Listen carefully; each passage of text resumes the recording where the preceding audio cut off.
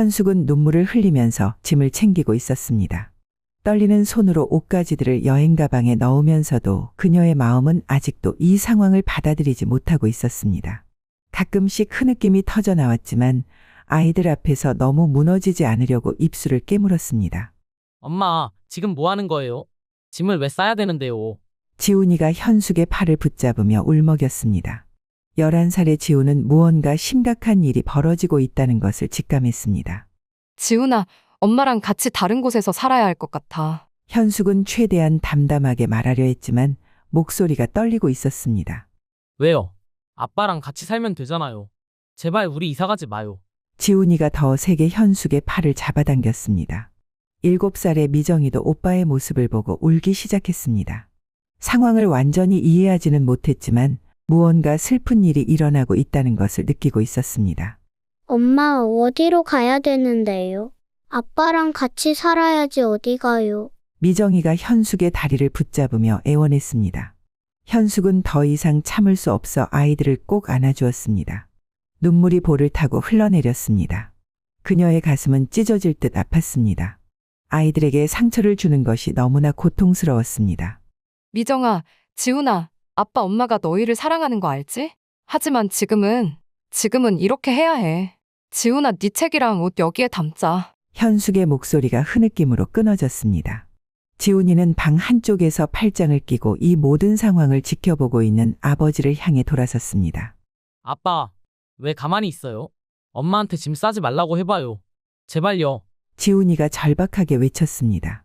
재석은 차가운 표정으로 대답했습니다. 지훈아, 이건 어른들의 일이야. 너희가 이해하기는 어려울 거야. 아빠가 너희들 자주 만나러 갈 거야. 싫어요. 우리 엄마랑 여기 살 거예요. 아빠도 우리랑 같이 살아야 해요. 지훈이가 소리쳤습니다. 현숙은 가방을 닫으며 깊은 한숨을 내쉬었습니다. 불과 1년 전만 해도 행복했던 가정이 이제는 산산조각 나고 있었습니다. 그녀는 자신이 이런 상황에 처하게 될 줄은 꿈에도 몰랐습니다. 그녀의 마음속에는 지난날의 기억들이 주마등처럼 스쳐 지나갔습니다.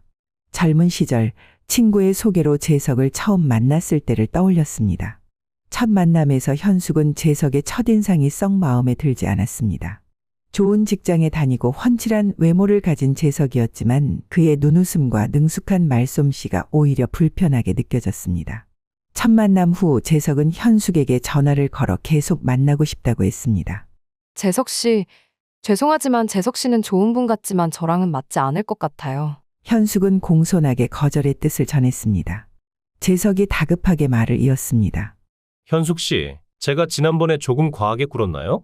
사실 첫눈에 반해서 긴장한 나머지 평소보다 말이 많았던 것 같네요. 한 번만 더 기회를 주시면 제 진짜 모습을 보여드리고 싶습니다. 죄송하지만 저는 더 이상의 만남은 어려울 것 같습니다.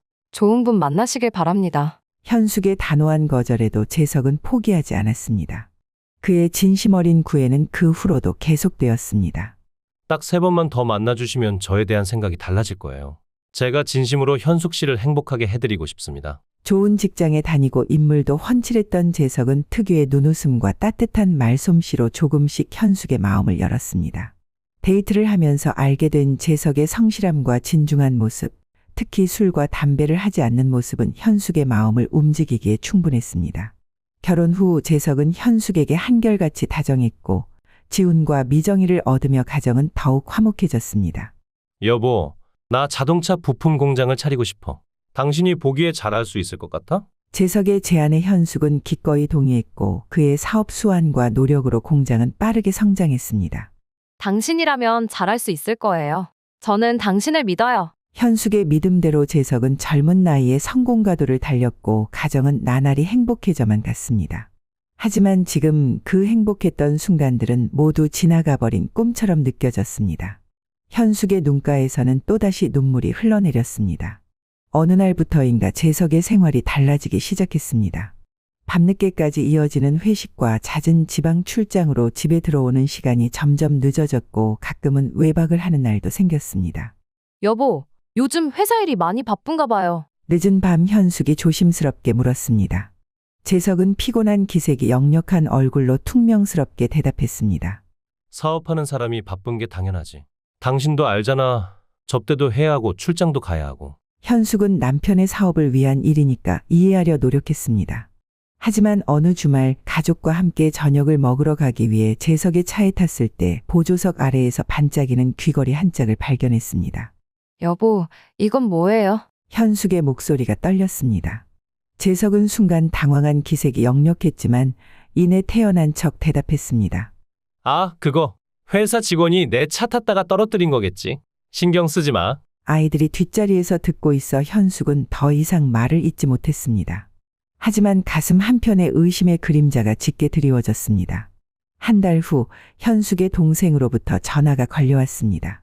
언니, 할 말이 있어서. 어제 호텔 커피숍에 있었는데 형부가 젊은 여자랑 호텔로 들어가는 걸 봤어. 말해야 할지 말아야 할지 고민했는데 이건 그냥 넘어갈 일이 아닌 것 같아서. 현숙은 그 자리에 주저앉을 것만 같았습니다.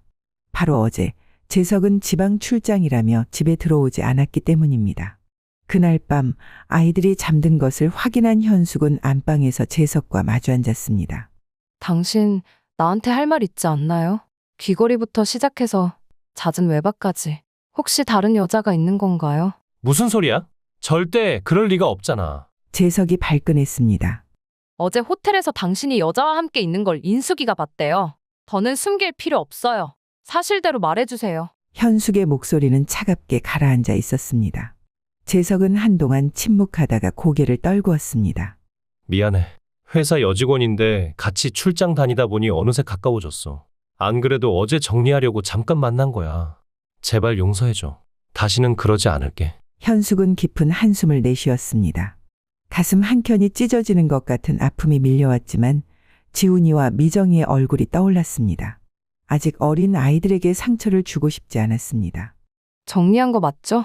알았어요. 이번엔 용서하지만 2번 다시는 이런 일이 없어야 돼요. 꼭이요. 우리 아이들 생각해서라도. 현숙의 목소리가 흔들렸습니다. 그날 밤 현숙은 홀로 거실에 앉아 오랫동안 생각에 잠겼습니다. 남편을 용서한다고 했지만 이미 금이 간 신뢰는 쉽게 회복되지 않을 것 같았습니다. 하지만 아이들의 행복한 미소를 지켜주고 싶은 마음이 그 어떤 상처보다도 컸습니다. 그렇게 외도를 용서하고 몇 달이 지났습니다. 현숙은 겉으로는 평범한 일상을 살아가는 척했지만 재석을 바라볼 때마다 가슴 한켠이 쓰라렸습니다. 한때 그토록 따뜻하게 느껴졌던 남편의 미소도 이제는 낯설기만 했습니다. 지훈이와 미정이만이 그녀의 유일한 위안이자 삶의 원동력이 되었습니다. 아이들의 웃음소리를 들을 때면 모든 것을 참을 수 있다는 생각이 들었습니다. 그러던 어느 날 저녁, 재석이 평소와는 다른 무거운 표정으로 현숙을 불렀습니다. 당신과 할 이야기가 있어. 재석의 입에서 나온 말은 청천벽력과도 같았습니다. 이혼하자 우리. 현숙은 순간 귀를 의심했습니다. 지금 뭐라고 했어요? 이혼이요? 재석은 마치 오래전부터 준비한 말을 하듯 담담하게 말을 이었습니다. 더 이상 이런 결혼 생활을 이어갈 수 없을 것 같아. 사실 그 여자와의 관계를 정리하지 못했어. 아니, 정리하고 싶지 않아. 당신이 그때 약속했잖아요. 다시는 그러지 않겠다고. 현숙의 목소리가 떨렸습니다. 재석은 뻔뻔한 표정으로 대답했습니다. 미안하지만 이제는 그 여자를 더 사랑해. 당신보다 더 사랑하게 됐다고. 이런 결혼 생활은 우리 모두에게 무의미하다니까. 현숙은 온몸이 얼어붙는 것 같았습니다. 지난 세월 동안 쌓아온 신뢰와 사랑이 한순간에 무너져 내리는 것을 지켜봐야 했습니다. 한때 그토록 진실해 보였던 남자가 이렇게 냉정하게 변할 수 있다는 사실이 믿기지 않았습니다. 아이들은요? 이제 겨우 11살, 7살이에요. 아직 너무 어린데. 현숙은 필사적으로 말했습니다. 재석은 마치 모든 것을 계획해둔 듯 차분히 대답했습니다. 내가 위자료는 충분히 줄게. 양육권도 당신이 가져가. 아이들은 당신이 더 잘 키울 수 있을 테니까. 당신 정말 이렇게 될 줄 알고 미리 다 준비해뒀던 거예요. 현숙의 목소리에는 분노가 섞여 있었습니다. 재석은 고개를 끄덕였습니다. 일주일 시간을 줄게. 그동안 정리하고 짐 챙겨서 애들이랑 나가. 이미 돌아갈 수 없는 강을 건넌 거야. 우리 모두를 위해 이게 최선이라고. 현숙은 가슴속에서 터져나오는 배신감과 분노를 억누르며 마지막으로 말했습니다. 당신이 이런 사람일 줄은 정말 몰랐어요. 적어도 아이들 생각해서 뉘우치고 달라질 줄 알았는데. 재석의 무표정한 얼굴을 보며 현숙은 지난 15년간의 결혼 생활이 모두 거짓이었던 것은 아닌지 의문이 들었습니다. 한때 그토록 사랑했던 남자가 이제는 완전히 낯선 사람이 되어 있었습니다. 재석의 마음이 완전히 떠났다는 것을 깨달은 현숙은 마침내 이혼을 받아들였습니다. 위자료로 아파트 한 채와 경기도 근교의 산 그리고 매월 양육비를 받는 조건으로 합의했습니다. 엄마, 우리 이제 어떻게 살려고요? 이사 첫날 지훈이가 걱정스러운 눈빛으로 물었습니다. 걱정하지 마. 엄마가 꼭 너희를 잘 키울게. 우리 셋이서 행복하게 살 수 있어. 현숙은 일부러 더 씩씩한 목소리로 아이들의 손을 꼭 잡으며 대답했습니다. 당시 유행하던 화장품 가게를 오픈하면서 현숙의 새로운 인생이 시작되었습니다. 낮에는 가게를 운영하고 밤에는 아이들 숙제를 봐주며 바쁜 나날을 보냈습니다. 하지만 그녀의 얼굴에는 늘 미소가 가득했습니다. 엄마, 나 오늘 시험 100점 받았어. 미정이가 뛰어오면 현숙은 가게 일을 잠시 멈추고 아이를 꼭 안아주었습니다. 이혼 후 3년이 지나자 재석이 보내던 양육비가 끊겼습니다. 현숙은 통장을 보며 한숨을 쉬었지만 재석에게 연락할 생각은 들지 않았습니다. 그의 차가운 눈빛과 무정한 말들이 아직도 가슴에 생생했기 때문입니다. 사장님, 요즘 장사가 잘 되시나 봐요. 손님이 끊이질 않네요. 거래처 직원의 말처럼 화장품 가게는 날이 갈수록 번창했습니다. 그러게요. 항상 감사합니다. 현숙은 그렇게 혼자서 아이들이 아버지의 빈자리를 느끼지 않도록 정말 열심히 살았습니다. 화장품 가게를 정리하고 노후 준비를 하면서 현숙은 지난 날을 돌아보았습니다. 지훈이는 대학을 졸업하고 좋은 회사에 취직했고 미정이는 결혼해서 귀여운 아들까지 낳았습니다. 그리고 예상치 못한 행운이 찾아왔습니다. 위자료로 받았던 경기도의 땅이 개발지역으로 지정된 것입니다. 이혼할 때는 별 볼 일 없었던 산이라 생각해서 없는 셈 치고 살아왔는데 보상금은 현숙이 상상했던 것보다 훨씬 컸습니다. 현숙은 눈시울을 붉히며 생각했습니다. 이제 아이들 결혼할 때 아파트 한 채씩은 마련해 줄 수 있겠구나. 그동안 아빠 없이 자라게 해서 항상 미안했는데. 엄마, 우리가 이렇게 잘 자랄 수 있었던 건 다 엄마 덕분이에요. 어느 날 지훈이가 퇴근길에 들러 이야기했습니다. 현숙은 아들을 바라보며 미소 지었습니다. 엄마가 오히려 너희에게 고마워. 너희가 있어서 엄마가 이렇게 힘을 낼 수 있었어. 힘들었던 시간들이 지나고 이제 현숙의 집에는 따뜻한 웃음소리가 가득했습니다. 재석이 남긴 상처는 시간이 지나면서 조금씩 아물어갔고 그녀는 자신의 삶에 대해 자부심을 느낄 수 있게 되었습니다. 아이들이 모두 독립하고 혼자가 된 현숙은 의미 있는 시간을 보내고 싶어 봉사활동을 시작했습니다. 매주 화요일과 금요일 그녀는 지역 무료급식소에서 따뜻한 마음을 나누었습니다. 어르신, 오늘은 된장국이 정말 맛있게 나왔어요. 많이 드세요. 현숙은 환한 미소로 어르신들을 맞이했습니다. 그날도 평소처럼 급식 배식을 하고 있었습니다. 마스크를 쓴 채 국그릇을 건네는 일상적인 순간 갑자기 그녀의 손이 멈춰졌습니다. 국을 받으러 온 노인의 모습이 너무나 낯익었기 때문입니다. 세월의 흔적이 깊게 패인 주름, 허옇게 바랜 머리카락, 성치 않아 보이는 치아. 하지만 그 눈매만은 20년 전 그대로였습니다. 바로 전 남편 재석이었습니다. 몸이 좀 떨리시나요? 국그릇을 잘 잡으세요. 옆에서 일하던 동료 봉사자가 현숙의 떨리는 손을 걱정스럽게 바라보았습니다. 현숙은 재석이 알아보지 못하도록 고개를 숙인 채 국그릇을 건넸습니다. 마스크 덕분에 얼굴은 가려져 있었지만 심장은 마구 뛰고 있었습니다. 그날 밤 집으로 돌아온 현숙은 잠을 이루지 못했습니다.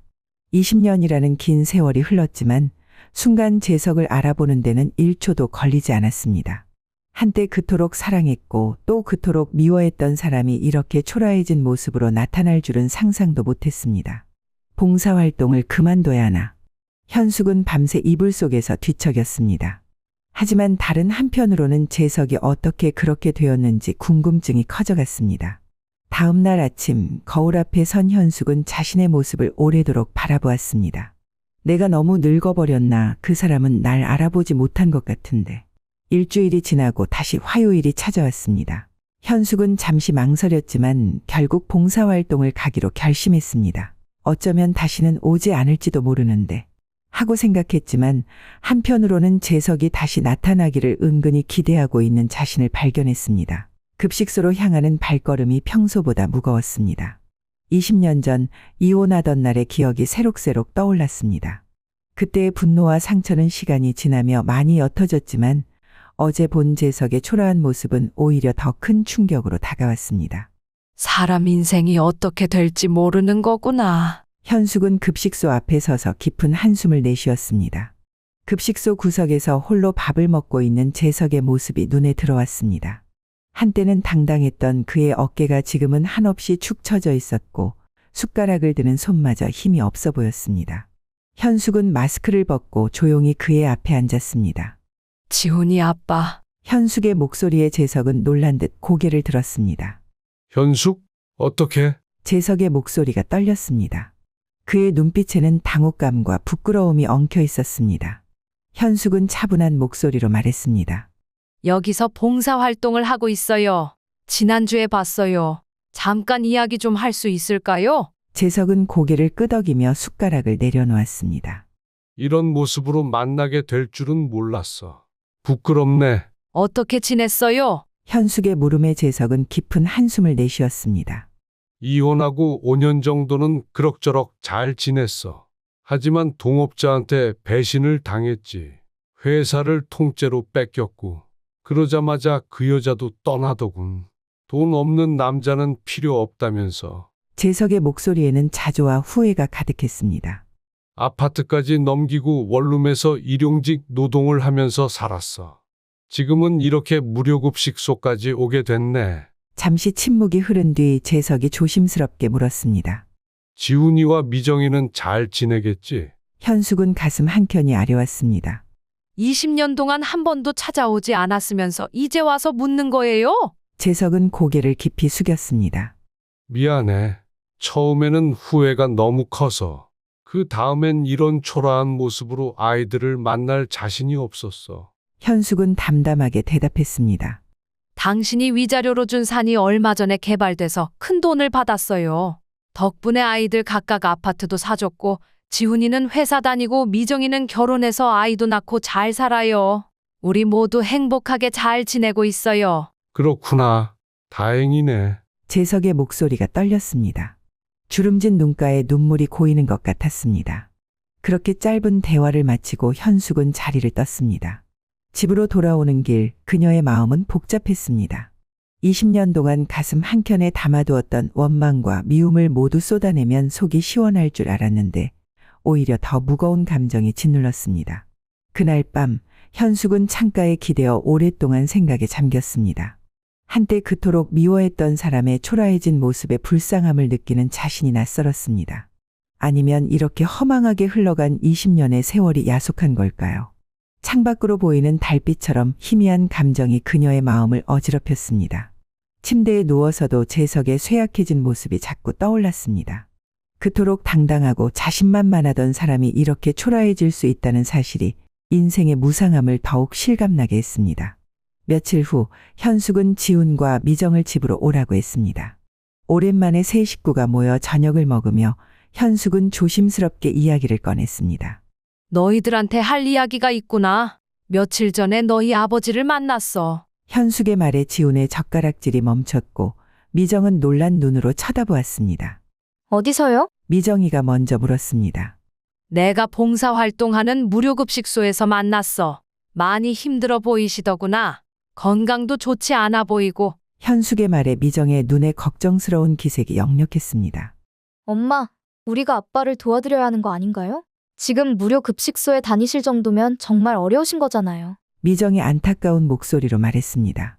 그때 지훈이 갑자기 숟가락을 내려놓았습니다. 그의 얼굴은 굳어 있었고 손끝이 미세하게 떨리고 있었습니다. 절대 안 됩니다. 엄마, 그 사람 도와주지 마세요. 지훈의 목소리는 차가웠습니다. 오빠, 그래도 아빠잖아. 우리가 이렇게 잘 살고 있는데 아빠가 그렇게 힘들게 사시는 걸 그냥 볼 순 없는 거 아니야? 미정이 간절하게 말했습니다. 지훈은 참았던 감정이 폭발하듯 말했습니다. 미정아, 넌 기억 못하겠지만 난 다 기억해. 그 사람이 어떻게 우리를 내쫓았는지, 엄마가 얼마나 울었는지. 그날 비가 왔었어.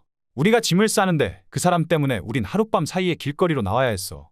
난 11살이었는데 그걸 어떻게 잊을 수 있겠어? 미정의 눈에 눈물이 고였습니다. 20년 동안 단 한 번도 우리를 찾아오지 않았어. 전화 한 통 없었어. 이제 와서 왜? 자기 인생이 망가져서? 그땐 우리가 필요 없었으면서. 지훈의 목소리가 떨렸습니다. 현숙은 아들의 어깨에 손을 얹었습니다. 지훈의 마음속에 깊이 박혀있는 상처가 아직도 아물지 않았다는 것을 느낄 수 있었습니다.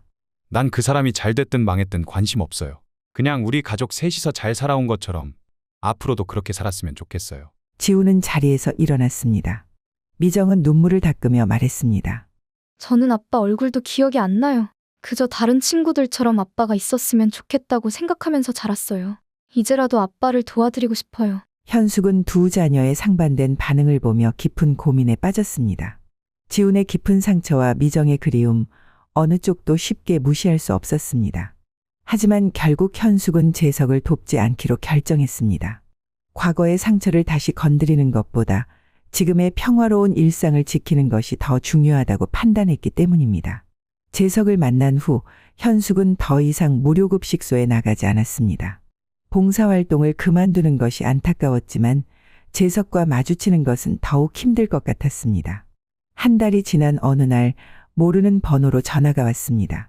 수화기 너머로 들리는 재석의 목소리는 떨리고 있었습니다. 지훈 엄마, 미안해. 급식소에서 전화번호를 물어봤어. 당신 만난 후로 지훈이와 미정이 생각이 자꾸 나서. 재석의 목소리가 흔들렸습니다. 더 이상 할 이야기는 없을 것 같은데요. 현숙이 차갑게 대답했습니다. 부탁할게. 이제 와서 이런 부탁을 하는 게 염치 없다는 걸 알지만 단 한 번만이라도 아이들을 만날 수는 없을까? 재석의 간절한 목소리에 현숙은 한숨을 내쉬었습니다. 지훈은 강하게 반대했지만 미정의 끈질긴 설득으로 결국 만남이 성사되었습니다. 20년 만에 처음으로 네 식구가 한자리에 모였습니다.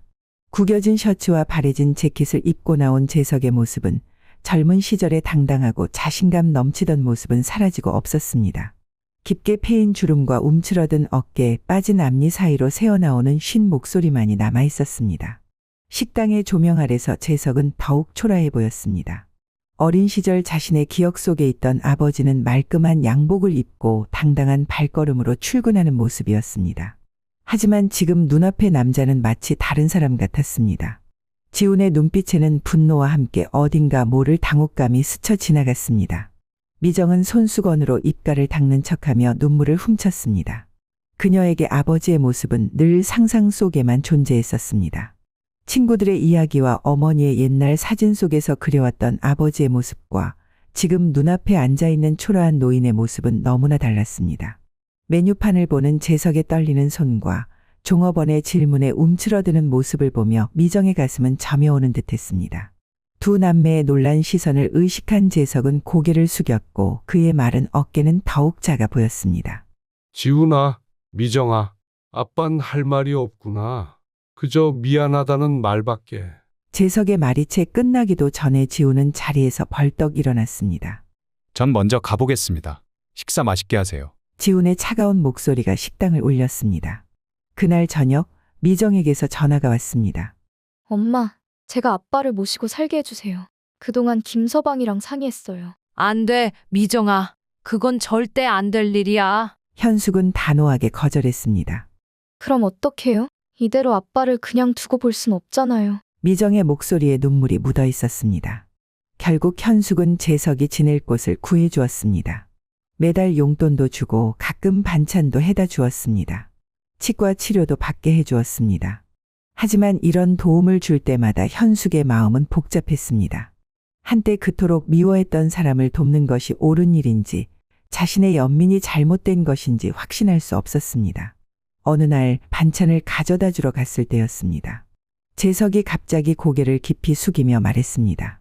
나를 용서하지 않아도 좋아. 하지만 진심으로 뉘우치고 있다는 걸 알아주었으면 좋겠어. 당신과 아이들에게 씻을 수 없는 상처를 준 것을 매일매일 후회하고 있어. 현숙은 그의 말을 듣고 있으면서도 마음 한켠에서는 여전히 경계심이 느껴졌습니다. 20년 전의 배신이 그녀의 마음 깊숙한 곳에 여전히 상처로 남아 있었기 때문입니다. 하지만 동시에 이제는 그 상처가 예전만큼 아프지는 않다는 것도 느낄 수 있었습니다. 늦은 오후 현숙은 시장에서 장을 보고 돌아오는 길이었습니다. 어린이집 앞에서 한 모습이 눈에 들어왔습니다. 재석이 미정이의 아들을 데리고 나오는 모습이었습니다. 손자의 작은 손을 잡고 걸어가는 재석의 모습을 보니 20년 전 지훈이와 미정이를 데리고 다니던 모습이 떠올랐습니다. 할아버지, 오늘은 공원에 가서 놀다 갈까요? 손자의 천진난만한 목소리가 들렸습니다. 그래. 우리 똘똘이랑 공원에 가서 실컷 놀자. 재석의 눈빛은 손자를 바라볼 때만큼은 젊은 시절처럼 빛났습니다. 현숙은 그들을 몰래 지켜보며 가슴 한켠이 먹먹해졌습니다. 한때는 미워서 견딜 수 없었던 사람이 이제는 손자의 손을 잡고 공원을 거닐며 행복해하는 모습을 보니 복잡한 감정이 밀려왔습니다. 며칠 후 지훈이 오랜만에 집에 들렀습니다. 현숙은 아들이 좋아하는 김치찌개와 여러 반찬을 정성스레 준비했지만 지훈은 밥숟가락을 들 생각도 하지 않았습니다. 왜 그러니? 입맛이 없어? 현숙이 걱정스럽게 물었습니다. 지훈은 한참을 망설이다 입을 열었습니다. 엄마, 제가 얼마 전에 병원에 다녀왔어요. 요즘 자꾸 팔다리가 붓고 피로가 심해서 검진을 받았는데 급성 신부전증이래요. 현숙의 손에서 젓가락이 떨어졌습니다. 신부전증이라니? 그게 무슨 소리야? 의사 선생님 말씀으로는 조만간 투석을 받아야 하고 나중엔 신장 이식도 필요할 것 같다고 하더라고요. 제가 회사 들어가고 나서 야근도 많이 하고 운동도 안 하고 불규칙한 생활을 하다 보니 지훈의 목소리가 점점 작아졌습니다. 이식은 금방 할 수 있는 거야? 현숙이 떨리는 목소리로 물었습니다. 신장 이식 대기자가 너무 많대요. 보통 10년은 기다려야 한다고 하더라고요. 그동안은 투석을 받으면서 버텨야 할 것 같아요. 지훈의 눈빛은 생기를 잃은 듯했습니다. 현숙은 가슴이 무너져 내리는 것 같았습니다. 32살의 젊은 나이에 아직 결혼도 하지 않은 아들이 이런 고통을 겪어야 한다는 사실이 너무나 비현실적으로 느껴졌습니다. 밤낮 없이 일하며 자신의 길을 개척해온 아들이 이제는 병원과 투석기에 매여 살아야 한다고 생각하니 눈앞이 캄캄해졌습니다. 지훈아. 현숙은 아들의 손을 꼭 잡았습니다. 차갑게 식어가는 밥과 국처럼 그들의 마음도 차갑게 식어갔습니다. 며칠 후 현숙이 재석의 원룸에 반찬을 가져다 주었습니다. 문을 열자마자 재석은 현숙의 얼굴이 평소와 다르다는 것을 알아챘습니다. 요즘 무슨 걱정거리라도 있어요. 얼굴이 많이 어두워 보이는데. 재석이 조심스럽게 물었습니다. 아니에요. 별일 없어요. 현숙은 고개를 돌리며 대답했습니다. 재석은 한 발 더 다가섰습니다. 아니, 많이 힘들어 보이는데. 혹시 아이들 문제인가? 현숙은 한참을 망설이다 입을 열었습니다. 지훈이가 신부전증 판정을 받았어요. 투석을 받아야 한대요. 재석의 얼굴이 순식간에 하얗게 변했습니다. 우리 지훈이가 왜? 아직 젊은 애가 왜? 당신은 신경 쓰지 마세요. 제가 알아서 할 테니까 걱정하지 마시고요. 현숙은 서둘러 자리를 떴습니다. 며칠 뒤 예고 없이 재석이 현숙의 집을 찾아왔습니다. 현숙은 불편한 기색을 감추지 못했습니다. 갑자기 웬일이세요? 현숙의 목소리에는 날이 서 있었습니다. 재석은 깊은 숨을 내쉬고 말했습니다. 내가 지훈이에게 신장을 주고 싶어. 가족이니까 혈액형도 맞을 확률이 높을 거야. 검사라도 받아보게 해줘. 말도 안 되는 소리 마세요. 당신 나이가 몇 살인데요? 젊은 사람도 아니고. 현숙이 단호하게 거절했습니다. 일단 병원에 가서 검사만이라도 받아봅시다. 지훈이한테는 미리 알리지 말고. 재석의 눈빛은 단단했습니다. 결국 둘은 함께 병원을 찾았습니다. 의사는 검사 결과를 보며 고개를 끄덕였습니다. 다행히 기본적인 조건은 맞네요. 혈액형도 일치하고 특히 평생 술과 담배를 하지 않으셔서 같은 연령대에 비해 신장 상태가 아주 양호하십니다. 하지만 연령이 걸립니다. 보통 65세까지를 권장하는데 선생님은 66세시고 게다가 신장 기증 수술은 젊은 분들도 부담이 큰 대수술입니다. 선생님의 경우 한쪽 신장을 적출하면 남은 신장에 무리가 갈 수 있고 회복 과정에서 여러 가지 합병증이 생길 수도 있습니다. 최악의 경우 생명이 위험할 수도 있다는 점을 말씀드려야 할 것 같습니다. 의사로서 적극적으로 권장하긴 어려운 상황입니다. 의사의 말을 듣고 있던 현숙의 손이 떨렸습니다. 그녀는 창백한 얼굴로 재석을 바라보았지만 재석의 눈빛은 흔들림이 없었습니다. 집으로 돌아오는 차 안에서 재석이 입을 열었습니다. 내가 할게.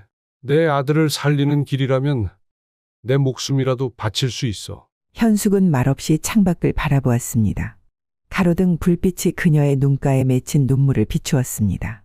20년 전 그토록 냉정했던 사람이 이제는 자신의 목숨까지 내어주겠다고 하는 상황이 비현실적으로 느껴졌습니다. 복잡한 감정이 가슴속에서 휘몰아쳤습니다. 한편으로는 재석의 진심 어린 속죄의 마음이 흔들렸고 다른 한편으로는 그의 희생이 두려웠습니다. 지훈이를 살리기 위해 재석의 생명을 위험에 빠뜨리는 것이 과연 옳은 선택일까 하는 고민이 그녀를 짓눌렀습니다. 차 안은 침묵으로 가득했지만 그 침묵 속에는 부모로서의 사랑과 희생 그리고 용서와 화해의 무게가 무겁게 담겨 있었습니다. 현숙은 재석의 결심을 막을 수 없다는 것을 깨닫고 가족 모두의 만남을 준비했습니다. 저녁 시간 지훈과 미정이 먼저 현숙의 집에 도착했습니다. 엄마, 왜 갑자기 우리를 부르신 거예요? 지훈이 물었습니다. 그때 초인종이 울렸고 재석이 들어왔습니다. 지훈의 얼굴이 순식간에 굳어졌습니다. 엄마, 이게 무슨 상황이에요? 저 사람 오는 줄 알았으면 저는 안 왔을 텐데요. 지훈의 목소리가 떨렸습니다. 지훈아, 일단 앉아서 이야기 좀 들어보자. 현숙이 아들의 팔을 잡았습니다. 들을 이야기 없습니다. 전 가보겠습니다. 지훈이 자리에서 일어섰습니다. 잠깐만, 지훈아. 현숙의 목소리가 단단했습니다.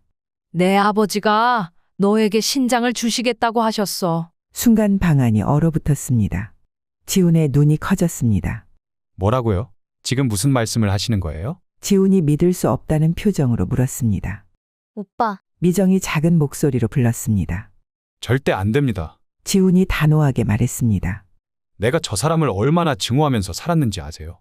엄마가 얼마나 힘들게 우리를 키우셨는지 그 모든 걸 지켜봤어요. 저 사람의 신장을 받아서 평생 그 죄책감에 시달리며 살 순 없어요. 재석의 눈에서 눈물이 흘러내렸습니다. 그는 천천히 입을 열었습니다. 지훈아, 내가 나를 미워하는 건 당연하다. 너희 엄마와 너희들을 내쫓고 나는 평생 후회하며 살았다.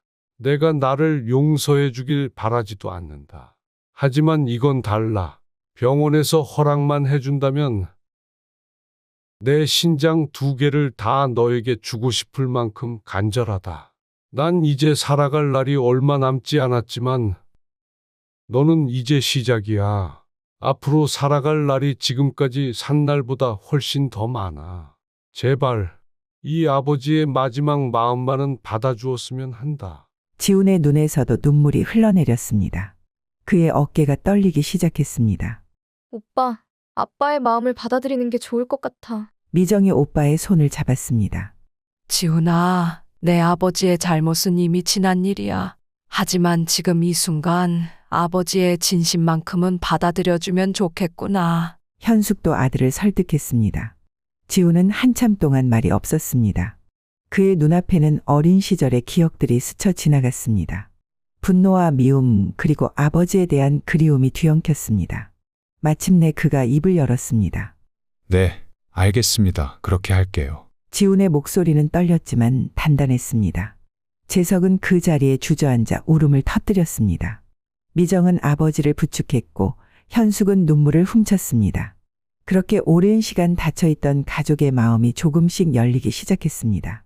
수술 당일 아침 병원 복도에는 긴장감이 감돌았습니다. 누워있는 지훈의 얼굴은 창백했고 손끝은 차가웠습니다. 지훈아, 걱정하지 마. 엄마가 여기 있을게. 현숙은 아들의 손을 따뜻하게 감싸 쥐었습니다. 옆 침대의 재석은 오히려 평온해 보였습니다. 그의 얼굴에는 두려움이나 불안 대신 깊은 초월감이 서려 있었습니다. 마치 오랫동안 기다려온 순간을 맞이하는 듯한 표정이었습니다. 현숙은 재석의 침대 앞에서 망설였습니다. 문득 이 순간이 마지막이 될 수도 있다는 생각이 스쳐 지나갔습니다. 20년 전의 미움과 원망이 순식간에 녹아내렸습니다. 당신도 수술 잘 받으세요. 이렇게 해주셔서 정말 고마워요. 수술 끝나고 꼭 다시 만나요. 현숙의 목소리가 떨렸습니다. 재석은 말없이 눈을 감았지만 그의 눈가에서 눈물이 흘러내렸습니다. 그 모습을 보는 현숙의 가슴도 먹먹해졌습니다. 5시간의 수술 시간 동안 현숙과 미정은 초조하게 기도했습니다. 마침내 의사가 수술이 성공적으로 끝났다는 소식을 전했을 때 두 사람은 안도의 한숨을 내쉬었습니다. 하지만 수술 후 상황은 달랐습니다. 지우는 젊은 나이 덕분에 빠르게 회복되었지만 재석은 하루하루가 고비였습니다. 전신 마취의 후유증으로 밤에는 선망 증세가 나타났고 식사도 제대로 하지 못했습니다. 역시 나이가 걸리네요. 회복이 더딜 수도 있겠어요. 의사의 우려가 현실이 되는 것을 보며 현숙의 마음은 더욱 무거워졌습니다. 수술 후 일주일이 지난 날 퇴원을 앞둔 지훈이 재석의 병실을 찾았습니다. 병상에 누운 재석의 모습은 한층 더 쇠약해 보였습니다. 아버지, 지훈은 재석의 마른 손을 조심스럽게 잡았습니다. 제가 이제야 찾아뵙게 되어 죄송해요. 아버지께서 이렇게까지 해주실 줄은 몰랐습니다. 저는 평생 아버지를 미워했는데 아버지는 자신의 생명까지 내어주셨네요. 20년 동안 제 마음속에 담아두었던 분노와 미움이 이제는 모두 사라졌습니다. 이제는 아버지를 용서하고 싶습니다. 그리고 아버지의 아들로서 제대로 효도하고 싶어요. 빨리 건강해지셔서 우리 함께 시간을 보냈으면 좋겠습니다. 그동안 못 나눈 이야기도 많이 하고 앞으로는 진짜 아버지와 아들로 지내고 싶습니다. 지훈의 목소리에서는 더 이상 분노의 흔적을 찾아볼 수 없었습니다. 대신 진심 어린 용서와 화해의 마음이 담겨 있었습니다. 재석은 힘겹게 눈을 떴습니다. 지훈아, 내가 잘 회복되어서 다행이구나. 이제 아빠는 죽어도 여한이 없다. 혹시 내가 잘못되더라도 너는 엄마와 미정이 잘 돌봐주렴. 아버지, 그런 말씀 마세요. 아버지도 꼭 회복하셔야 해요. 지훈의 눈에서 눈물이 흘러내렸습니다. 현숙은 병실문 앞에서 이 모습을 지켜보았습니다. 한때는 이 세상에서 가장 미웠던 사람이 이제는 가장 안쓰럽고 고마운 사람이 되어 있었습니다. 그의 헌신적인 사랑이 20년의 세월이 만든 깊은 상처를 치유하고 있었습니다. 지훈은 수술 후 빠르게 회복하여 퇴원했지만 재석의 상태는 여전히 불안정했습니다. 좋아졌다가 나빠지기를 반복하면서 회복은 더디게 진행되었습니다. 현숙은 매일 병실을 지키며 재석을 간병했습니다. 병실 창가에 앉아 재석의 링거를 바라보며 현숙은 지난 날을 떠올렸습니다. 아들의 병을 알기 전까지만 해도 재석과 이렇게 가까이 있을 거라고는 상상조차 하지 못했습니다. 하지만 재석이 보여준 아들에 대한 무조건적인 사랑과 진심 어린 반성을 보면서 가슴속에 품어온 미움이 조금씩 녹아내리고 있었습니다. 물 한 모금 더 드릴까요? 현숙이 재석의 마른 입술을 바라보며 물었습니다. 고마워. 이렇게까지 신경 써주고. 재석의 목소리는 여전히 약했습니다. 다행히 재석의 상태는 조금씩 호전되었고 마침내 퇴원이 결정되었습니다. 담당 의사는 퇴원 전 두 사람을 불러 주의사항을 설명했습니다.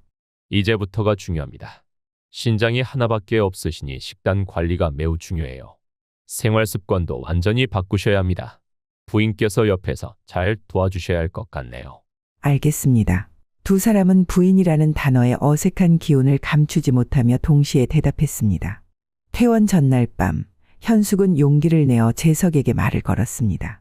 지훈 아빠, 퇴원하고 나서는 어떻게 지내실 생각이세요? 내가 알아서 할게. 걱정하지 마. 재석이 고개를 숙이며 말했습니다. 의사 선생님 말씀 못 들으셨어요? 식사며 약이며 신경 쓸 게 한두 가지가 아닌데 제가 생각해봤는데 우리 집으로 오시는 게 어떨까요? 현숙의 목소리는 조심스러웠습니다. 재석은 놀란 눈으로 현숙을 바라보았습니다. 그게 무슨... 내가 어떻게 감히 그 집에 들어가. 당신을 완전히 용서한 건 아니에요. 현숙이 단호하게 말했습니다. 하지만 당신이 지훈이한테 신장을 주고 나중에 건강이 나빠지기라도 하면 지훈이가 평생 죄책감에 시달릴 거예요. 당신이 건강하게 오래 사는 게 지훈이를 위하는 길이에요. 재석의 눈에서 눈물이 흘러내렸습니다. 창밖을 바라보던 그가 천천히 현숙을 향해 고개를 돌렸습니다. 미안해.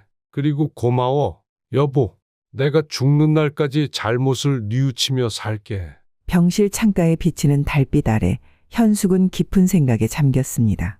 이제 와서 보니 미움도 사랑처럼 시간이 지나면 달라지나 봐요. 현숙은 마음속으로 중얼거렸습니다.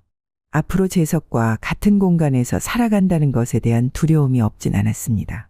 하지만 수술실에 들어가기 전 재석의 담담한 표정, 아들을 위해 자신의 건강도 돌보지 않은 채 신장을 내어준 그의 헌신을 떠올리면 이대로 홀로 살게 내버려 둘 수는 없었습니다.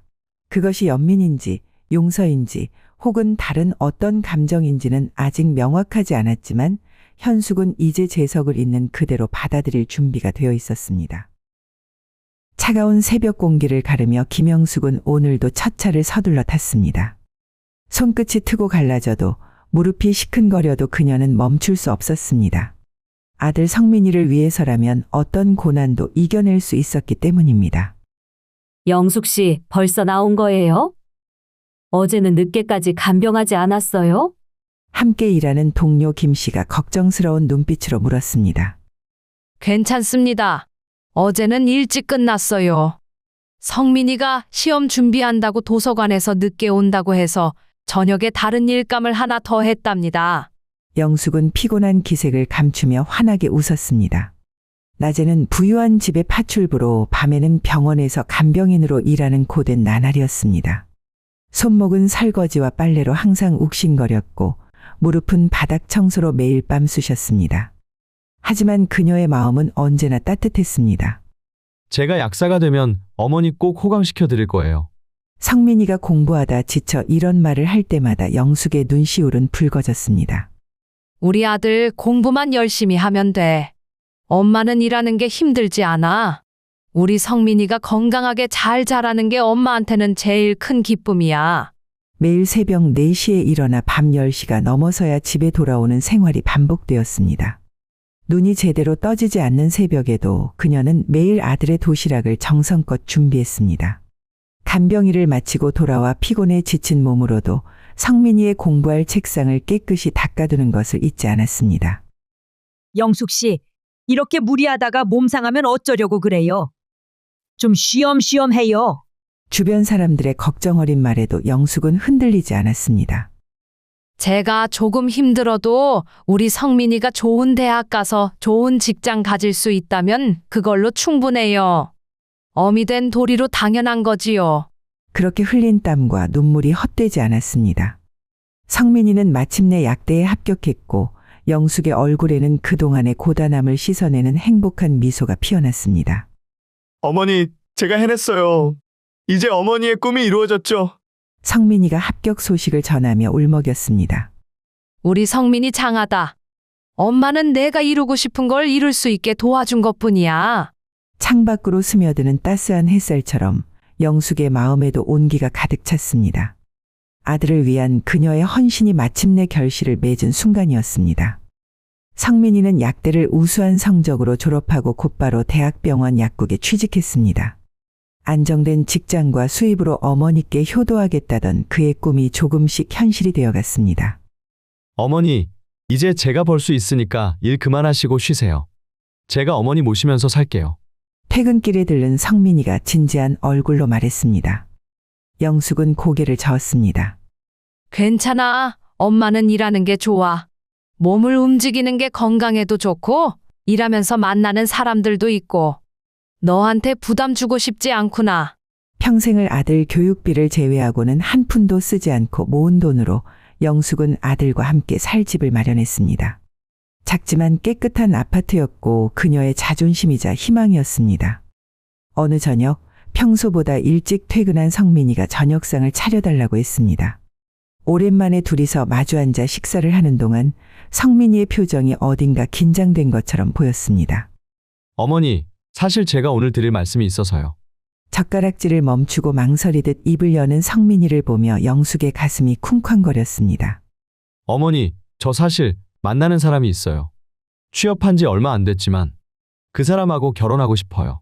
숟가락이 그릇에 부딪히는 소리가 크게 들렸습니다. 영숙은 놀란 마음을 진정시키려 애쓰며 천천히 물었습니다. 어떤 사람이니? 엄마한테 갑자기 이야기를 하니 좀 놀랐구나. 죄송해요. 너무 갑작스럽게 말씀드렸죠. 사실 제가 어떻게 말씀드려야 할지 며칠째 고민했어요. 그 사람 이름은 혜진이라고 하는데. 영숙은 아들의 말을 듣는 동안 마음속으로 복잡한 감정이 일었습니다. 기쁨과 걱정 그리고 약간의 서운함이 뒤섞였습니다. 이제 막 안정을 찾은 아들의 삶에 새로운 변화가 올 것이라는 예감에 가슴이 먹먹해졌습니다. 성민아, 엄마가 너무 놀란 것 같지? 내가 좋은 사람 만났다니 다행이구나. 엄마는 내가 행복하면 그걸로 충분해. 영숙은 떨리는 목소리를 감추며 환하게 웃어 보였습니다. 그날 저녁 식사 자리에서 성민이는 한참을 머뭇거리다가 다시 입을 열었습니다. 어머니, 근데 솔직하게 말씀드릴 게 있습니다. 혜진이와 결혼을 서두르게 된 데는 이유가 있어요. 아기가 생겼습니다. 영숙의 머릿속이 하얘졌습니다. 한참을 침묵하다가 겨우 입을 열었습니다. 알겠다, 성민아. 주말에 혜진이를 데리고 오너라. 엄마가 한번 봐야겠구나. 주말 아침 현관벨 소리가 울렸습니다. 문을 열자 향수향이 강하게 풍겼습니다. 혜진은 영숙의 예상과는 전혀 다른 모습이었습니다. 화려한 명품 가방에 하이힐, 진한 화장과 말끔히 세팅된 긴 생머리까지. 평범한 정장 차림의 성민과는 너무나 대조적이었습니다. 안녕하세요, 어머님. 저는 혜진이라고 합니다. 성민 오빠한테 말씀 많이 들었어요. 세련된 말투로 인사하는 혜진을 보며 영숙의 마음속에 불안감이 스쳤습니다. 거실에 앉아 이야기를 나누는 동안 성민이의 눈빛이 혜진에게서 떨어지지 않았습니다. 똑똑하고 이성적이던 아들이 혜진의 모든 말과 행동에 웃음을 지었습니다. 혜진이는 어린 나이에 부모님을 여의고 할머니 손에서 자랐어요. 그래서 제가 더 잘해주고 싶습니다. 성민이가 혜진의 어깨를 감싸며 말했습니다. 네, 할머니께서 저를 키워주셨어요. 이제는 연세가 많으셔서 요양원에 계시지만요. 혜진의 목소리가 살짝 떨렸습니다. 그 말을 듣자 영숙의 마음이 복잡해졌습니다. 화려한 겉모습 뒤에 숨은 아픔이 있었던 것입니다. 하지만 한편으로는 걱정이 되었습니다. 항상 신중하고 계획적이던 아들이 이렇게 급하게 결정을 내리는 것이 옳은지, 혜진이라는 사람을 제대로 알고 있는 것인지 의구심이 들었습니다. 어머님, 저희가 갑작스러운 소식을 전해드려 죄송합니다. 하지만 성민 오빠와 저 정말 사랑하고 있어요. 앞으로 잘 살겠습니다. 영숙은 마음속의 불안을 감추고 따뜻한 미소를 지었습니다. 어쩌면 자신의 걱정이 기우일지도 모른다고 스스로를 달랬습니다. 그저 아들이 선택한 사람이니 그 선택을 믿어주기로 했습니다. 그래, 혜진아. 앞으로 우리 가족이 되는 거니까 편하게 지내자꾸나. 결혼식을 마치고 영숙의 집에서 함께 살게 된 지 2달, 혜진의 태도는 영숙의 예상과는 많이 달랐습니다. 특히 임신 중에도 술을 마시는 습관이 영숙을 가장 걱정스럽게 했습니다. 혜진아, 뱃속의 아기를 생각해서라도 술은 마시면 안 되지 않니? 영숙이 조심스럽게 말을 꺼냈습니다. 어머님, 제가 조절할 수 있으니까 걱정하지 마세요. 요즘은 임신 중에 한두 잔 정도는 괜찮다고 해요. 혜진은 영숙의 걱정을 대수롭지 않게 흘려들었습니다. 결국 어느 날 혜진이 또다시 술 냄새를 풍기며 들어오자 영숙은 참지 못하고 목소리를 높였습니다. 도대체 내 뱃속의 아이가 소중하지도 않니? 이렇게 계속 술을 마시면 아이에게 해로울 수 있다고 의사 선생님도 말씀하셨잖아. 그 일 이후 혜진은 며칠 동안 영숙과 말도 하지 않았고 마주치기만 해도 얼굴을 찌푸렸습니다. 영숙은 며느리의 반응이 서운했지만 뱃속 아이를 생각하면 말하지 않을 수 없었습니다. 그러던 어느 날 저녁 혜진이 고향 친구 소정이를 만나고 오겠다며 나갔습니다. 시계가 밤 10시를 가리킬 무렵 현관문이 거칠게 열리며 혜진이 비틀거리며 들어왔습니다. 얼굴이 하얗게 질려 있었습니다. 어머니! 혜진의 목소리가 떨렸습니다. 무슨 일이야? 왜 그러니 너? 소정이랑 술을 마시고 제가 운전을 했어요. 그런데 교차로에서 오토바이가 갑자기 제가 피하지 못했어요. 그냥 도망쳐 왔어요. 영숙은 그 자리에 주저앉을 뻔했습니다. 귀를 의심하며 혜진을 바라보았습니다. 그때 성민이 급하게 현관문을 열고 들어왔습니다. 혜진아, 무슨 일이야? 전화 받고 놀라서 바로 왔어. 다친 데는 없어? 성민이 숨을 헐떡이며 물었습니다. 오빠, 나 어떡해. 내가 교통사고를 냈어. 오토바이랑 부딪혔는데 무서워서 도망쳤어. 혜진이 울면서 성민의 품에 안겼습니다. 세 사람은 거실에 앉아 한동안 아무 말도 하지 못했습니다. 시계 초침 소리만이 무겁게 울렸습니다. 영숙은 머릿속이 하얘졌습니다. 이제 어떻게 해야 하나, 경찰에 신고해야 하나, 뱃속의 아이는 어떡하나. 수많은 생각이 머릿속을 스쳐 지나갔습니다. 이러고 있을 때가 아니다. 일단 경찰에 신고라도 해야. 영숙이 입을 열려는 순간 혜진이 다시 울음을 터뜨렸습니다.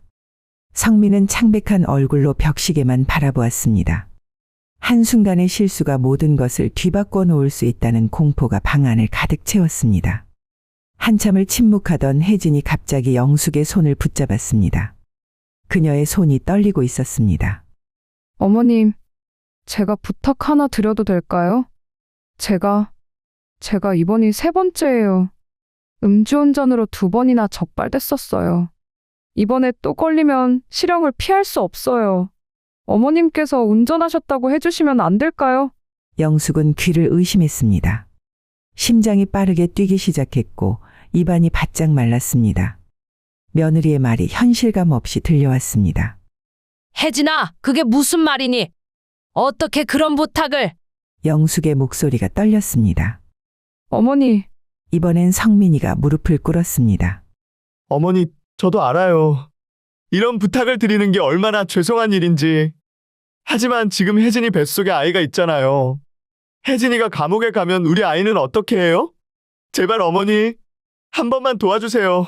영숙은 아들의 모습에 가슴이 찢어지는 것 같았습니다. 평생 바르게 살아온 아들이 이렇게 무릎을 꿇고 부탁하는 모습에 배신감도 들었습니다. 하지만 동시에 그동안 키워온 아들의 가정이 한순간에 무너질 수 있다는 생각에 머릿속이 복잡해졌습니다. 어머님은 초범이시잖아요. 벌금형으로 끝날 거예요. 제발 도와주세요. 혜진이 흐느끼며 애원했습니다. 영숙은 창밖을 바라보았습니다. 달빛이 희미하게 비치는 밤하늘을 보며 깊은 한숨을 내쉬었습니다. 20년 넘게 파출부와 간병인으로 일하며 단 한 번도 법을 어기지 않고 살아왔습니다. 하지만 지금 이 순간 그녀는 선택을 해야 했습니다. 내가 이렇게 성민이를 키웠나. 하지만 지금 내가 나서지 않으면 이 가정이 무너질 수도 있어. 평생 지켜온 원칙과 아들의 행복 사이에서 영숙의 마음이 흔들렸습니다. 알았다. 내가 하마. 내가 운전했다고 할게. 영숙의 목소리는 단단했지만 속으로는 눈물이 흘렀습니다. 어머니. 성민이가 영숙의 손을 붙잡았습니다. 정말 죄송합니다. 이렇게 해드려서. 됐다. 이제 경찰서에 가야겠구나. 혜진아, 넌 방에 들어가 있어라. 앞으로는 절대 이런 일이 없어야 한다. 알겠지? 영숙은 떨리는 다리를 힘겹게 움직여 현관으로 향했습니다. 한평생 지켜온 자신의 신념을 저버리는 순간이었지만 그녀에겐 선택의 여지가 없었습니다. 아들과 태어날 손주를 위해 그녀는 이 희생을 선택했습니다. 경찰서로 가주세요. 택시에 오르며 영숙은 떨리는 목소리로 말했습니다. 평생 한 번도 경찰서에 가본 적 없던 그녀였습니다. 차창 밖으로 스쳐 지나가는 도시의 불빛들이 흐릿하게 보였습니다. 내가 지금 뭐 하는 걸까? 평생 떳떳하게 살아왔는데 이제 와서 뺑소니범이 되다니. 30분 거리가 마치 3시간처럼 느껴졌습니다. 택시 미터기 숫자는 천천히 올라갔고 그녀의 심장은 점점 더 빠르게 뛰었습니다. 경찰서에 도착해서 담당 형사를 만났습니다. 제가 오늘 교통사고를 냈습니다. 너무 놀라고 겁이 나서 그만 도망쳐 왔는데 자수하러 왔습니다. 영숙의 목소리가 떨렸습니다. 형사의 표정이 순간 굳어졌습니다. 그 사고 말씀이시군요. 피해자가 방금 전에 사망하셨습니다. 충격으로 인한 과다출혈이었어요. 현장에서 바로 구급차로 이송했지만 영숙은 그 자리에 주저앉을 뻔했습니다. 단순한 접촉 사고인 줄 알았는데 사람이 죽었다니 온몸이 얼어붙는 것 같았습니다. 죄송합니다. 제가 정말 잘못했습니다.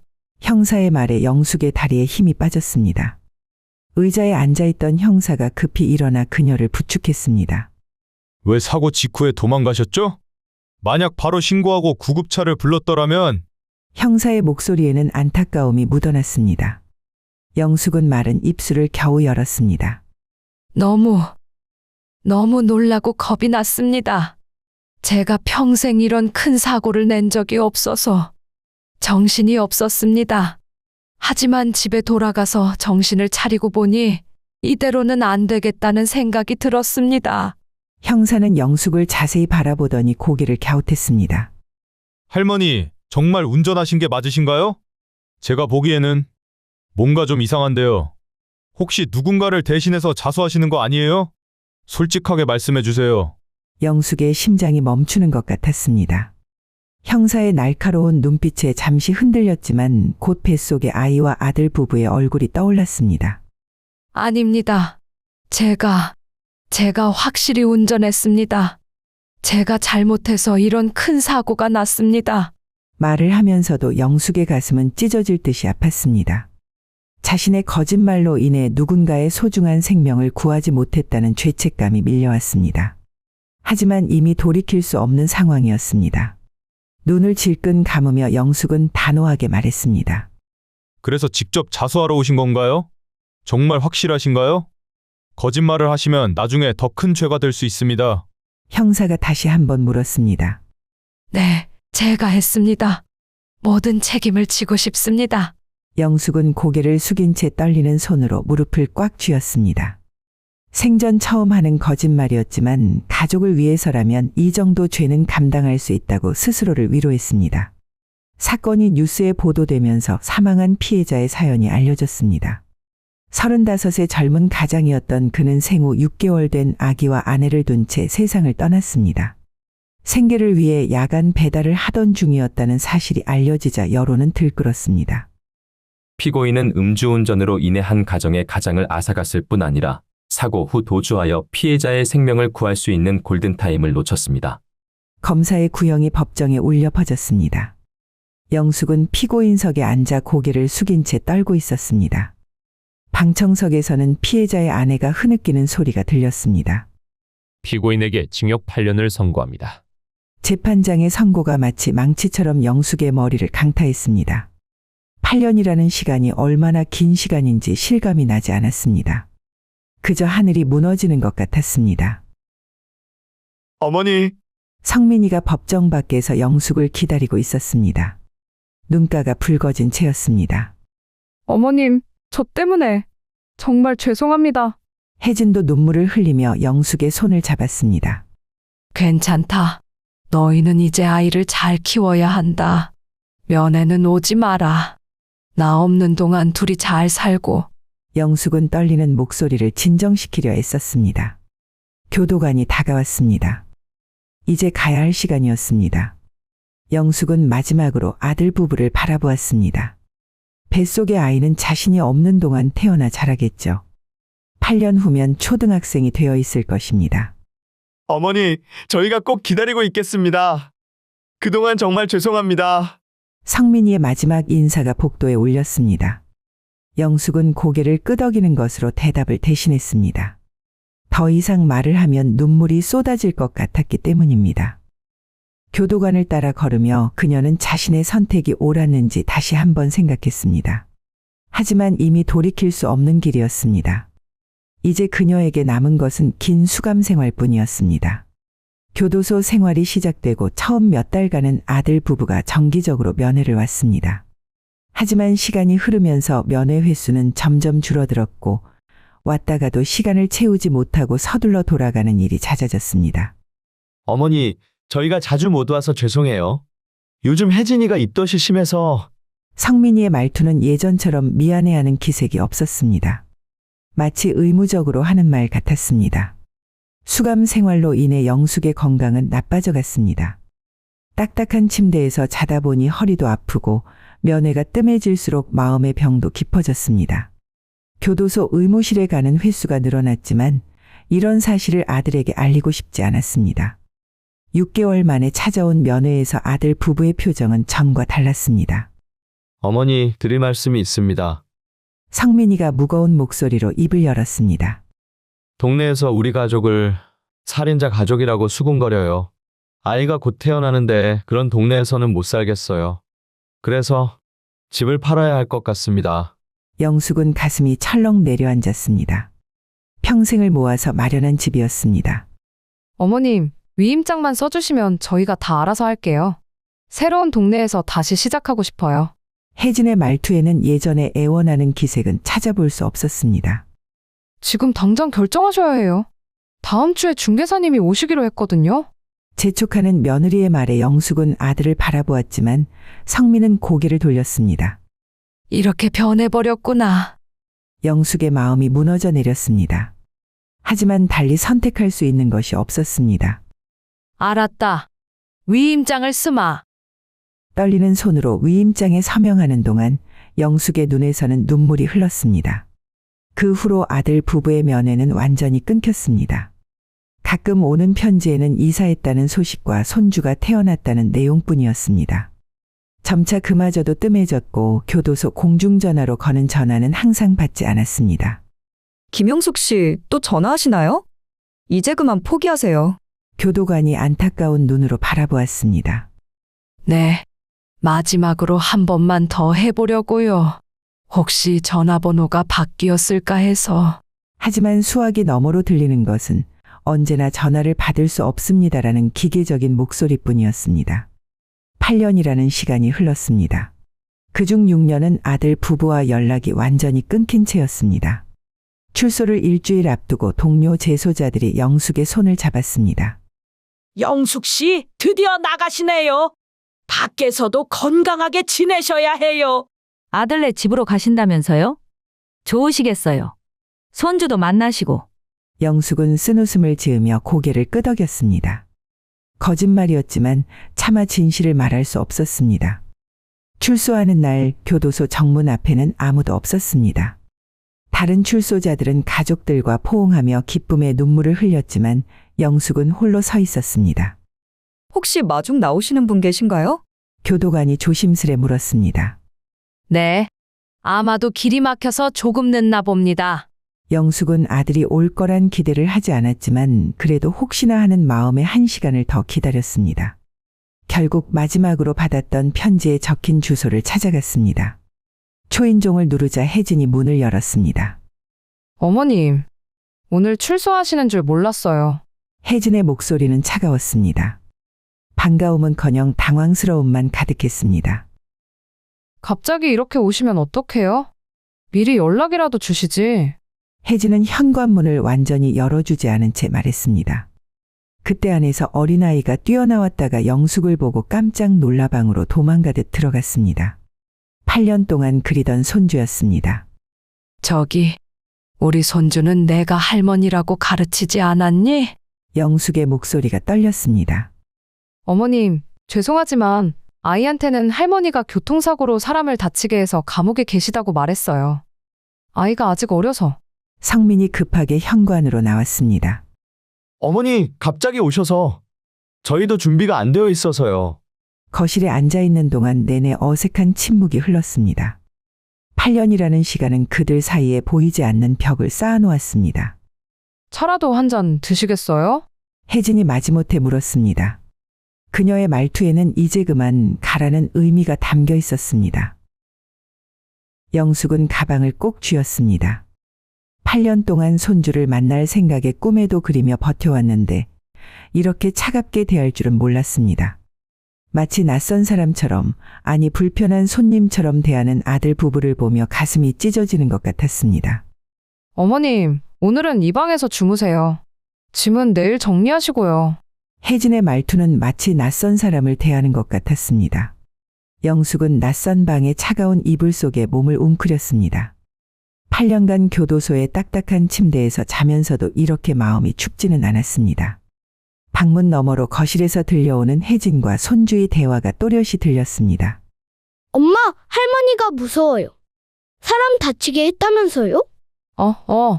할머니랑 되도록 말하지 말고 방에만 있어. 가슴이 무너져 내렸습니다.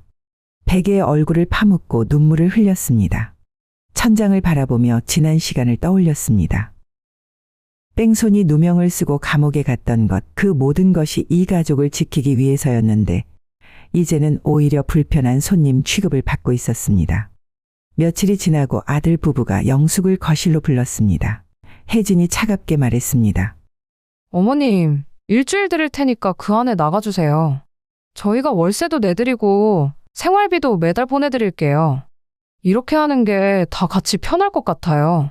무슨 소리니? 내가 왜 나가야 하지? 이 집은 내 집이야. 영숙의 목소리가 떨렸습니다. 어머니, 여기서 같이 살면 동네 사람들 눈이 있잖아요. 아이도 이제 학교 들어갈 나이인데 할머니가 전과자라고 소문나면 어떡해요? 성민이 조심스럽게 말을 꺼냈습니다. 영숙은 말문이 막혔습니다. 8년 전 혜진을 위해 자신의 인생을 희생했던 그 순간이 떠올랐습니다. 하지만 지금 혜진의 눈빛에서는 그때의 간절함도 미안함도 찾아볼 수 없었습니다. 마치 귀찮은 짐을 치우듯 자신을 대하는 며느리를 보며 영숙의 마음속에서는 분노가 끓어올랐습니다. 내가 이런 대접을 받으려고 8년을 감옥에서 살았나? 내가 이런 대접을 받으려고 모든 걸 희생했나? 밤새 베개를 적시며 영숙은 울었습니다. 차라리 진실을 밝히고 혜진이 감옥에 갔다면 어땠을까 하는 생각마저 들었습니다. 며느리의 차가운 말과 손주의 두려워하는 목소리가 영숙의 가슴을 후벼 팠습니다. 이대로 쫓겨나듯 떠나면 자신의 8년간의 희생이 모두 물거품이 되는 것만 같았습니다. 안 돼. 이대로 물러설 순 없어. 내가 이렇게 당할 이유가 없지. 영숙은 떨리는 손으로 오래된 수첩을 꺼냈습니다. 8년 전 자신을 변호했던 변호사의 이름을 찾아보았습니다. 박민우 변호사. 그때 그는 유일하게 영숙의 말을 귀담아 들어준 사람이었습니다. 이 나이에 처음으로 음주운전을 했다는 게 이상하지 않으세요? 당시 변호사의 말이 떠올랐습니다. 기억을 더듬어 찾아간 사무실은 다행히 그대로 있었습니다. 문을 열고 들어서자 8년 전의 기억이 생생하게 떠올랐습니다. 저 박민우 변호사님 계신가요? 영숙이 조심스레 물었습니다. 김영숙 씨, 정말 오랜만입니다. 변호사는 놀란 눈으로 영숙을 바라보았습니다. 변호사님, 이제야 진실을 말씀드리러 왔습니다. 그날 운전한 사람, 제가 아니었습니다. 영숙은 떨리는 목소리로 모든 것을 털어놓았습니다. 며느리의 음주운전 전력, 자신이 대신 죄를 뒤집어 쓰게 된 경위, 그리고 지금 겪고 있는 상황까지. 사실 저는 처음부터 의심스러웠습니다. 평생 법 없이 살아오신 분이 갑자기 음주운전을 하고 뺑소니를 쳤다는 게 말이 안 됐거든요. 변호사가 고개를 끄덕이며 말했습니다. 하지만 이제 와서 진실을 밝히기는 쉽지 않을 것 같습니다. 블랙박스나 목격자 진술 같은 증거가 있으신가요? 영숙은 고개를 저었습니다. 그러다 문득 떠오르는 것이 있었습니다. 그날 며느리가 친구를 만나러 간다고 했어요. 이름이 소정이었습니다. 그 친구와 술을 마시고 사고를 냈다고 했어요. 좋은 단서가 될 수 있겠네요. 찾아볼 만한 실마리는 생겼습니다. 변호사의 눈빛이 흔들렸습니다. 영숙의 가슴 속에 작은 희망이 피어올랐습니다. 이제는 더 이상 불의를 참고 견디지 않기로 했습니다. 8년의 세월을 보상받을 수 있는 기회에 그녀는 이 기회를 놓치지 않으려 했습니다. 일주일 후 변호사에게서 전화가 왔습니다. 김영숙 씨, 소정 씨를 찾았습니다. 현재 대구에 살고 있더군요. 만나기로 했습니다. 영숙은 떨리는 마음으로 변호사 사무실에서 소정을 기다렸습니다. 문이 열리고 들어온 여자는 혜진이와 비슷한 또래로 보였습니다. 죄송합니다. 진작 찾아뵀어야 했는데. 소정의 목소리가 떨렸습니다.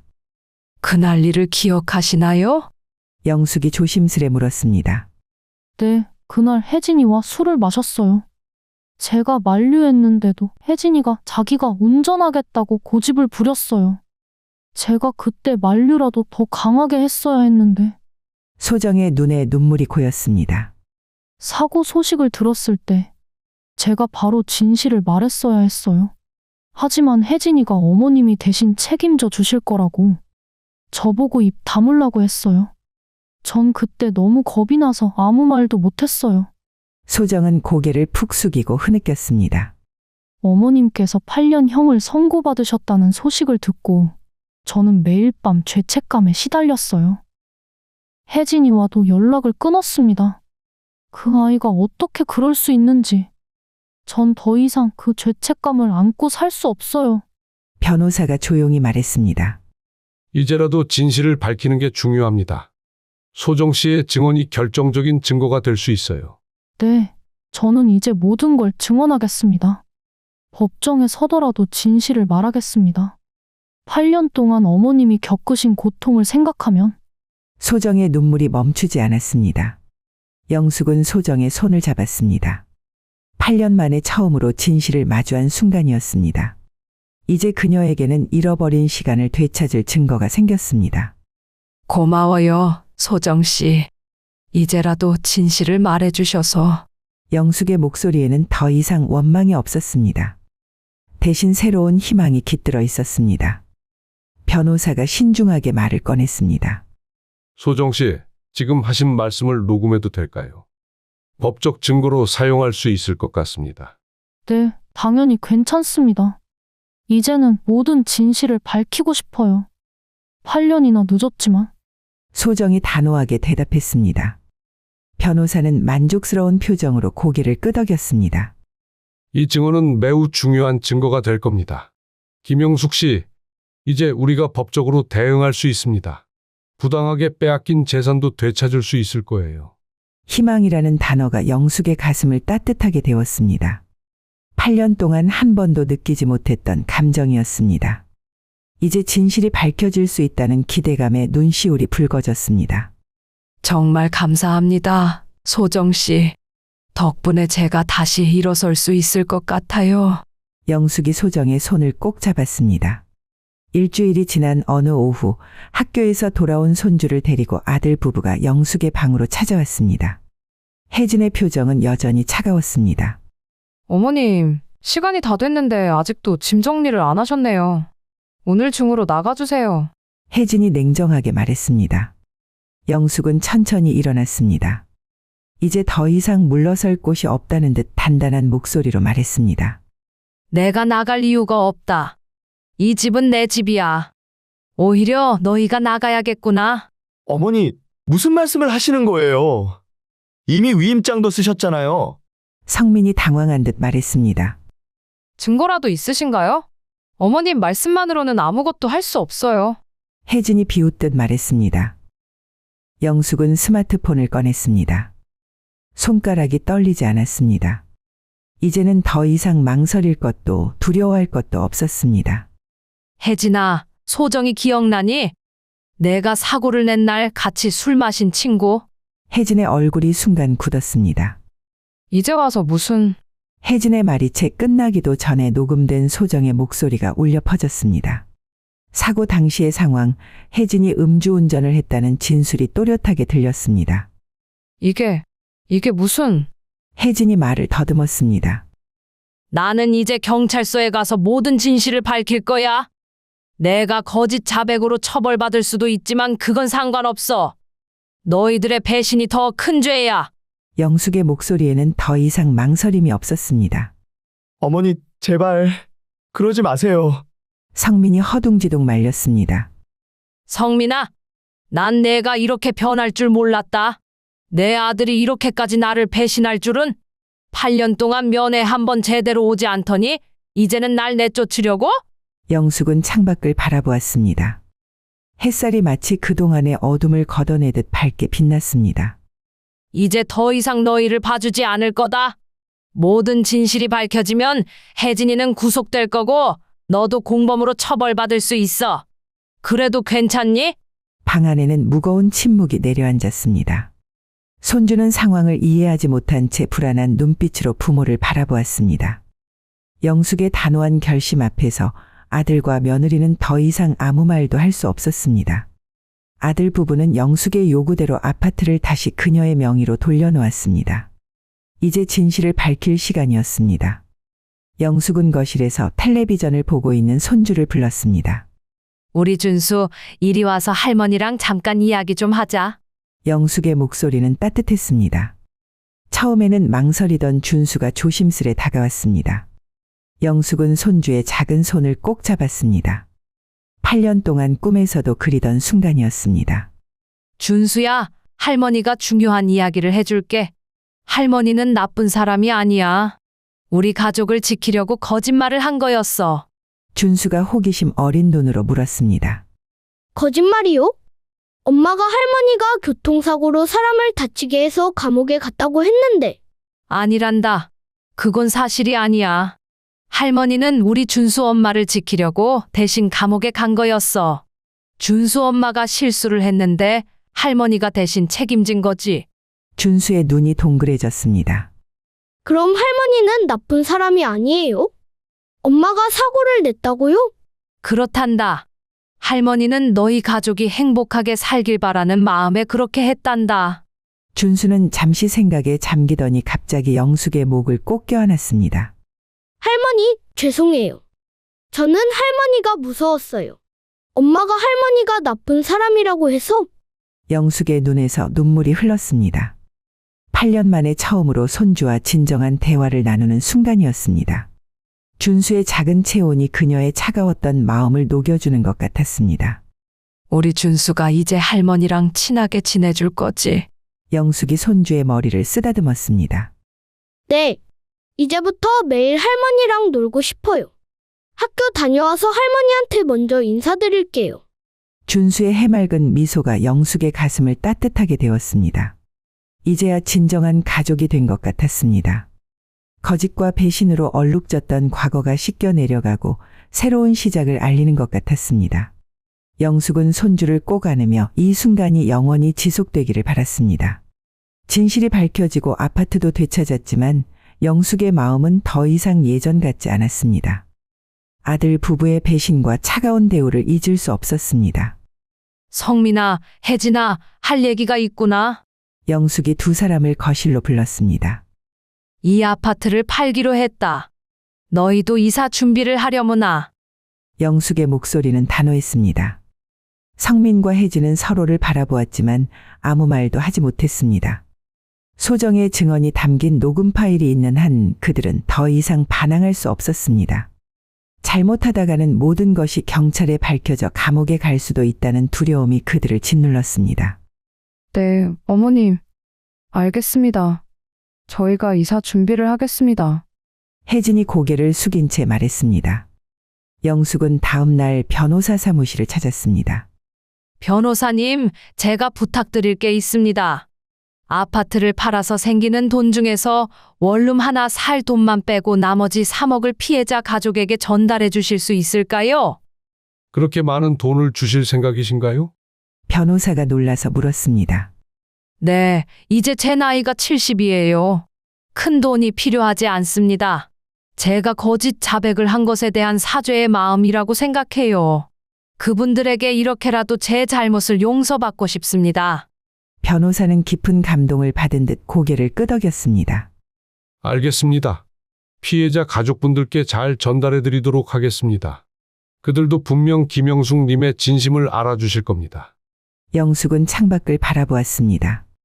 비록 자신의 선택이 잘못됐지만 이제라도 그 잘못을 조금이나마 바로잡을 수 있다는 생각에 마음이 평온해졌습니다.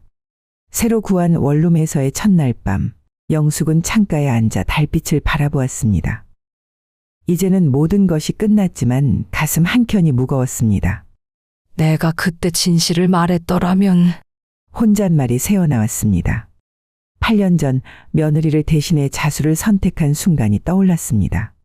그때는 가족을 지키기 위한 최선의 선택이라고 생각했습니다. 하지만 그 거짓말이 또 다른 비극을 낳았다는 것을 이제야 깨달았습니다.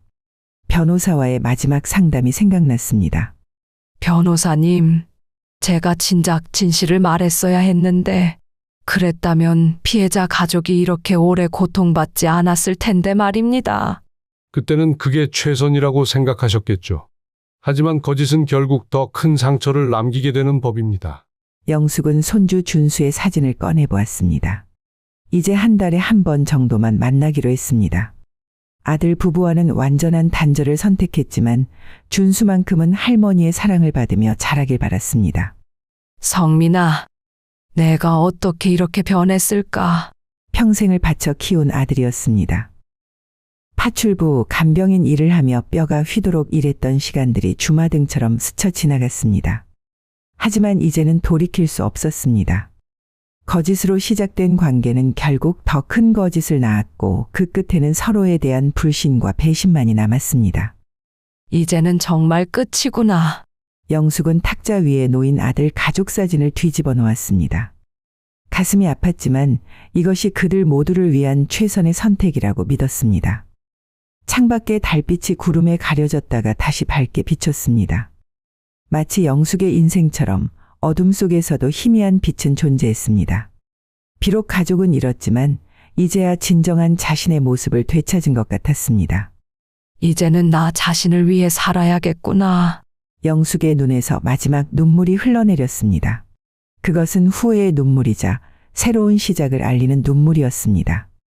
구독과 좋아요, 알림 설정해 주시면 다음 사연도 가장 먼저 만나보실 수 있습니다.